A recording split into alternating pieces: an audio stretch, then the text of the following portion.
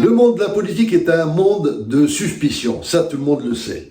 Il y a les sympathisants et il y a les opposants. Aucun décideur politique n'est élu à 100%. Mais le pire dans tout ça, c'est que les citoyens qui ont élu un responsable politique, bien souvent, ils perdent confiance au fil des ans. C'est-à-dire au bout d'un an, 2 ans, 3 ans de mandat, une baisse de popularité de l'élu, et ça on le constate aussi bien pour un maire, pour un président de commune, de région, et même pour des présidents de la République. Alors, qu'est-ce qui fait la différence? D'abord, la communication. Alors, la deuxième raison, c'est bien évidemment les coupes budgétaires qu'on constate depuis quelques années. Mais ça n'explique pas tout, parce que ces coupes budgétaires, effectivement, posent problème sur le choix des priorités à mettre en avant par rapport à une collectivité. Quel est le premier poste que l'on va supprimer, en tout cas réduire? Je vous le donne en mille, c'est la communication. Alors, quand c'est bien fait, ça peut être une solution, mais bien souvent, c'est une grave erreur. Et je vais vous expliquer pourquoi. Alors, quand on fait une coupe budgétaire dans les budgets qui sont consacrés à la communication pour une collectivité, l'erreur qui est souvent commise, on a l'impression d'internaliser la communication. Parce qu'aujourd'hui, tout le monde peut animer des fanpages sur les réseaux sociaux, peut mettre à jour un site internet, etc. Mais ça, ce n'est que de la communication opérationnelle. Ça ne veut pas dire qu'on internalise la stratégie. Or, c'est la stratégie de communication qui va permettre à une collectivité d'avoir une cohérence dans son action et tout au moins de conserver la popularité qu'elle avait au départ. On va être partout sur TikTok, sur Facebook, etc. Encore faut-il savoir qu'est-ce qu'il faut raconter, comment le raconter, qu'est-ce qu'on met en avant, comment impliquer la population. Et c'est comme ça qu'on se perd dans les outils de communication digitale. Alors, il n'y a pas que le digital, il y a bien évidemment l'événementiel et tout ce qui se fait. Et tout cela, ça nécessite quand même une réflexion stratégique. Alors, pourquoi est-ce que je vous parle de tout ça? Parce que en plus de 30 ans d'activité, chez Kayak, on en a vu des vertes et des pas mûres. On a accompagné des entreprises, mais aussi beaucoup d'institutions, de collectivités. On a même fait de la communication électorale et on sait quelles sont les réactions par rapport à telle ou telle action de communication. On sait quelles sont les bonnes, quelles sont les mauvaises. Et puis, ça fait 3 ans maintenant, nous sommes à la 4e édition des Trophées des Territoires. Donc, Kayak est partenaire avec le groupe Delbo Presse. Et chaque année, donc, on voit pas mal de dossiers qui candidatent pour recevoir un trophée dans les hauteurs de la Tour Eiffel. Bon, tout le monde n'est pas retenu parce que ça dépend s'ils sont pas dans les bonnes cases. Mais par contre, il y a énormément de dossiers qui sont quand même inspirants. Vous avez par exemple, moi je pense à Belleville en Beaujolais, qui ont créé un fonds de dotation pour aller chercher des ressources chez les entreprises pour le développement durable de la région. Voilà une idée qui permet de ne pas attendre que des subventions. Il y a d'autres collectivités qui ont exporté leur savoir-faire en termes notamment de recyclage des déchets, en termes de biotechnologie, en Chine, au Vietnam, dans pas mal de pays, donc il fallait y penser. Donc ils ont créé une société mixte et ça leur permet de trouver d'autres sources de financement. Mais ce qui est intéressant, c'est qu'on a mené une étude très approfondie sur la communication des collectivités.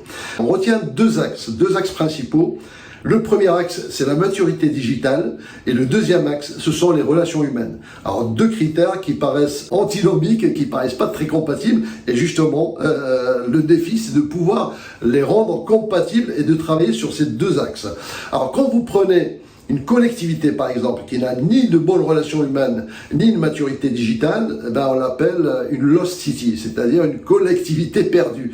Donc, il y a très peu de chances que les élus de cette collectivité soient réélus une deuxième fois, parce que, on voit les résultats catastrophiques. Et quand vous prenez l'axe, par exemple, où on a de bonnes relations humaines, mais pas de maturité digitale, et là, on a les old cities. Et les old cities, c'est-à-dire cette ancienne école, des gens qui ont la relation humaine, mais qui n'ont pas la fibre digitale. Alors, c'est très bon, mais c'est dommage parce que on ne peut pas répondre au comportement des nouvelles générations d'aujourd'hui. Vous avez la case des opportunistes qu'on appelle les look city parce qu'ils sont là vraiment pour le look. Ils se disent il faut qu'on soit dans le digital pour être dans l'air du temps, pour être à la mode. sauf que derrière, il n'y a pas de résultat concret, en tout cas pour les administrés. Et ça, c'est aussi une stratégie qui est un peu vouée à l'échec. Finalement, vous l'avez compris, la meilleure stratégie, c'est d'être bon dans les deux. À la fois avoir la maturité digitale et avoir des bonnes relations humaines, parce qu'il n'y a pas mieux que le contact direct et les relations humaines. Ce qui fait élire un maire, vous le savez très bien, c'est le fait de serrer les pinces, c'est le fait de serrer les mains, c'est le fait de rencontrer des gens. Donc, cette relation humaine, elle est hyper importante. Quand vous appelez un opérateur téléphonique et que vous avez personne en ligne, eh bien, vous êtes en rage. Il a beau être le nec plus ultra du digital, eh bien, vous n'êtes pas satisfait. Par contre, quand vous avez un bon opérateur et que vous appelez et à la seconde près, il vous répond, et là, vous êtes satisfait. Alors, vous voyez, donc, c'est très intéressant donc, de voir ces catégories-là. Et on peut s'en rendre compte très rapidement, en tout cas chez Kayak Communication, il suffit qu'on regarde un site internet, une fanpage sur Facebook, Instagram, TikTok, ce que vous voulez, pour qu'on se rende compte dans quelle case cette collectivité est positionnée. Et notre job, notamment via cet audit.com, c'est de transformer toutes les cases qui sont un peu négatives, que ce soit les old city, les lost, les look, vers des smart city. Parce qu'une smart city, une véritable smart city, elle doit avoir effectivement cette maturité digitale, mais aussi des bonnes relations humaines. Alors, j'ai parlé de l'audit.com, c'est une exclusivité de l'agence Kayak qui a été conçue spécialement pour les collectivités mais aussi pour les entreprises afin de répondre à leurs préoccupations de compression budgétaire tout en restant efficace et efficient. Pourquoi et comment? Parce que cet audit, en fait, va apporter la stratégie qui manque. Et vous le savez, comme dans le bâtiment, si vous n'avez pas les fondations, tout s'écroule. Alors, vous pouvez conserver effectivement tout ce qui concerne la communication opérationnelle en interne. En revanche, là, vous allez avoir un regard externe en travaillant sur deux axes. Le premier axe, c'est un plan de chasse au gaspillage. Il y a énormément d'actions qui n'apportent rien et pourtant, il y a des collectivités qui gaspillent de l'argent là-dedans. Par contre, on va aussi pouvoir identifier les bons leviers à activer pour le développement du territoire. Imaginez une friche industrielle, et ça arrive souvent dans pas mal de territoires. Eh bien, vous avez soit la possibilité de mettre 3 millions d'euros pour la retaper, pour en faire un super musée pour promouvoir votre territoire, soit vous mettez juste 300 000 euros et avec ces 300 000 euros, vous pouvez héberger une crèche, un incubateur, des associations et créer des activités qui répondent aux populations et à vous administrer. Est-ce que ça vaut le coup de dépenser 3 millions d'euros pour un musée qui sera peut-être même pas visité? Et est-ce que vous avez pensé aux recettes? Ou alors, est-ce qu'il vaut mieux partir sur un projet qui soit beaucoup plus frugal, comme on dit, c'est-à-dire qui coûte moins, mais qui apporte plus? Voilà un exemple de ce que peut apporter cet audit.com. N'hésitez pas à contacter l'agence Kayak, ne serait-ce que pour échanger gracieusement sur vos préoccupations.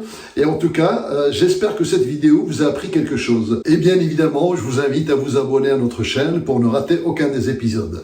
Bon, d'ici là, je vous dis à très bientôt.